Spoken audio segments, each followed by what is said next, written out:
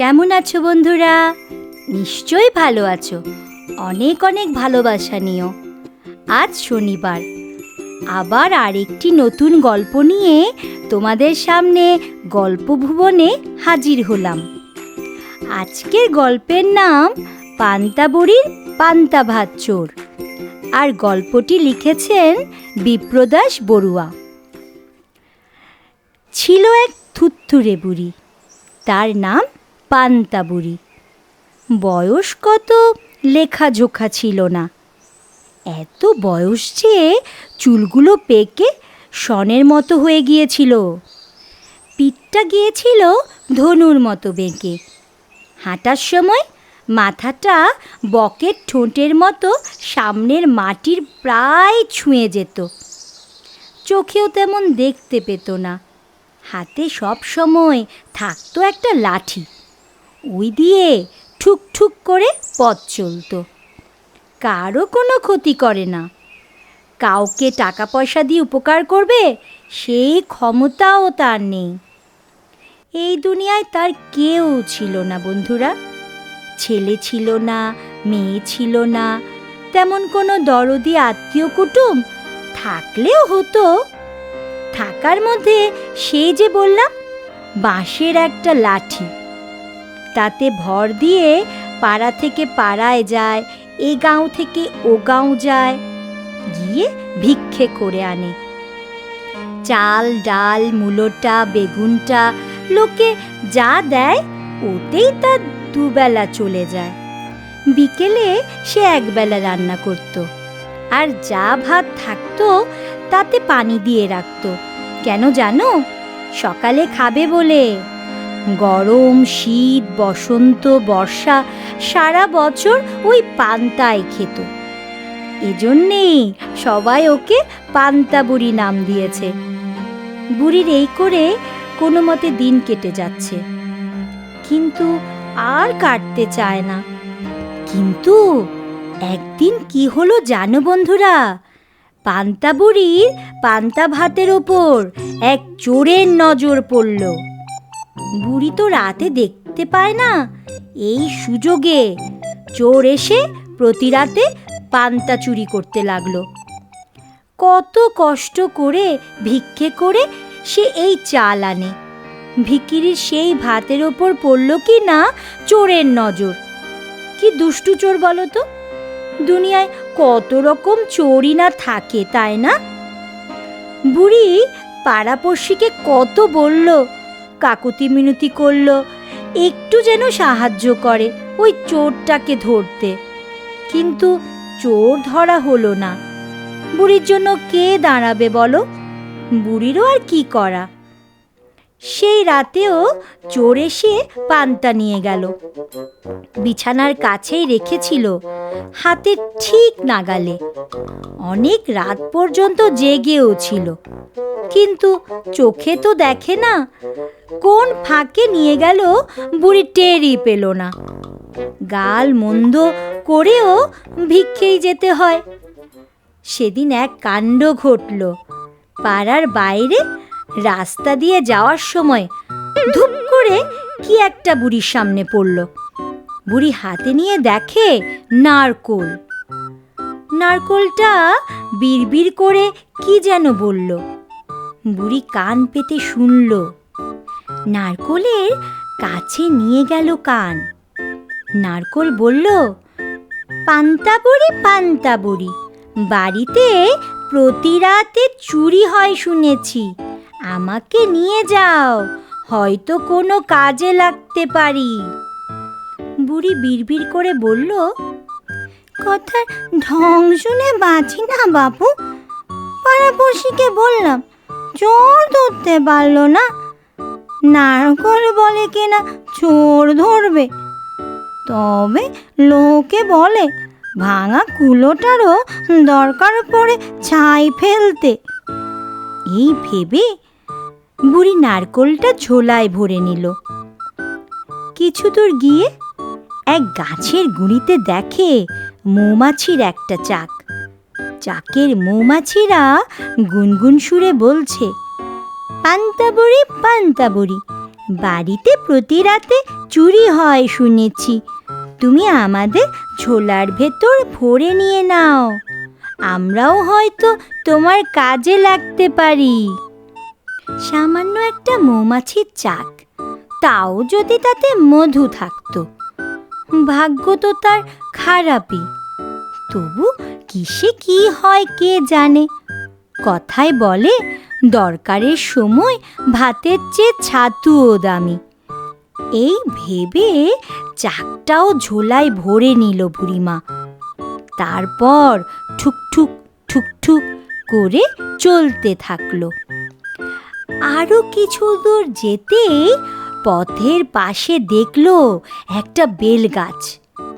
বাতাস নেই, কিচ্ছু নেই, অমনি একটা বেল ধুপ করে পড়ল ঘাসের ওপর।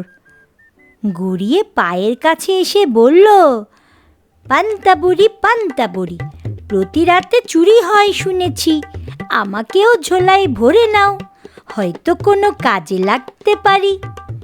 বুড়ি দেখে বেলটা কাঁচা, পাকা হলেও কথা ছিল, এটা কোনো কাজে লাগবে? তবে এত করে যখন বলছে, বুড়ি নিয়েই নিল। বলা তো যায় না, মরা শামুকেও পা কাটে। আবার চলল বুড়ি। এবার পথ হয়ে গেছে বালির, আর বালিতে একটা ছোরা চিকচিক করছে, ধারালো ইস্পাতের ছোরা। পান্তা বুড়ি, বাড়িতে প্রতি রাতে চুরি হয় শুনছি, আমাকেও সঙ্গে নাও, আমিও তোমার কোনো কাজে লাগতে পারি। ছোরাটা বলল, কি কাজে লাগবে তুমি? কত হাতে ঘোলা গেল তল, আর ভেড়া বলে কত জল। এই বলে গজগজ করতে করতে ছোরাটা ঝোলায় ভরে নিল বুড়ি। তারপর আবার ঠুকঠুক ঠুকঠুক এই করে বুড়ি চলতে শুরু করলো। হেঁটে চলল বুড়ি, চলল আর চলল। চলতে চলতে দেখে একটা বেড়াল। মিউ মিউ করে সে বলল, পান্তা বুড়ি, ম্যাও ম্যাও, শুনেছি বাড়িতে প্রতি রাতে চুরি হয়, তুমি আমাকে ঝোলায় ভরে নাও, ম্যাও ম্যাও, হয়তো কোনো কাজে লাগতে পারি, রোদে বড় কষ্ট পাচ্ছি, ম্যাও ম্যাও। আমার কাজে লাগবে না চাই, কথায় বলে, নিজে খাবার বই নেই, বরকে আনা বর্গা। তুই তো খেয়ে খেয়ে শেষ করবি, তোকে দিয়ে কোন কাজটা হবে শুনি? তবুও মিও মিও কান্না শুনে বুড়ির দয়া হলো। বলল, ওঠ, ঝোলার মধ্যে ওঠ। আবার চলল বুড়ি, ঠুকঠুক ঠুকঠুক। এমন সময় দেখে পথের পাশের ডোবায় পানি একদম কমে গেছে। কয়েকটা জিওল মাছ, চেনো নাকি বন্ধুরা? হ্যাঁ, এটাও একটা মাছ। এই জিওল মাছ কিলবিল করছে। ওরা বলল, পান্তা বুড়ি, বাড়িতে প্রতি রাতে চুরি হয় শুনেছি, আমাদেরও সঙ্গে নাও, নিশ্চয়ই কোনো কাজে আসবো তোমার। আমার ঝোলায় আর জায়গা নেই, এভাবে তোদের নিয়ে আমার পেট ভরবে। বুড়ি গজর গজর করতে লাগলো। কি আর করা, মাছগুলো নিল। তারপর ভিক্ষে ঠিক্ষে না করে ঘরে ফিরে চলল। ঝোলাটা ভারী হয়ে গেছে। ঠুকঠুক ঠুকঠুক করে লাঠিতে শব্দ তুলে টেনে টেনে ঘরে চলল। ঘরে পৌঁছে ঝোলা উপুর করে দাওয়ায় সব ঢালল। দাওয়া কি মানে জানো নাকি বন্ধুরা? মানে ওর ঘরের সামনে একটা বারান্দা ছিল, ওতেই সব ঢাললো। অমনি মাছ বলল, আমাদের রাখো পান্তার হাঁড়িতে। বুড়ি রাখলো। বেল বলল, আমাকে রাখো চুলার ছাইয়ে। রাখলো। বেড়াল বলল, আমি থাকবো চুলোর পাশে গরমে, ম্যাও ম্যাও। থাক তুই। নারকোল বলল, আমি থাকবো চুলার আরেক পাশে। রাখলো। মৌমাছি বলল, আমাদের চাক রাখো দরজার কাছে। তাও রাখলো। ছোড়া বলল, আমায় রাখো দরজার বাইরে, কলা পাতার নিচে, পথের ওপর। তাকেও রাখলো। সবাই যে যেমন বলল ঠিক সেভাবে রেখে বুড়ি রাতে ঘুমোতে গেল। রাত গভীর হলো। ঠিক সময়ে চোর এসে পান্তা ভাতের হাঁড়িতে হাত দিল ভাত আছে কিনা দেখতে। অমনি কি হলো জানো? সেই যে জিওল মাছ দিল কাঁটা ফুটিয়ে। ব্যথা চোটে হাত ধরে চলে গেল চুলায় হাত সেঁকতে। অমনি বেড়াল ফ্যাচ করে দিল নখের আঁচড়। আঁচড় খেয়ে হুমড়ি খেয়ে পড়িমড়ি করে পড়ল চুলার উপর। একটা হাত ঢুকে গেল চুলার মধ্যে। সেখানে কে ছিল? সেখানে ছিল বেল। ছাই চাপা আগুনে একটু উস্কে যেতে বেল ফুটল ফটাস। চোরের দু চোখ তখন ছাই ও বেলে মাখামাখি। হতবুদ্ধি হয়ে দৌড় দিতেই পড়ল নারকোলের উপর।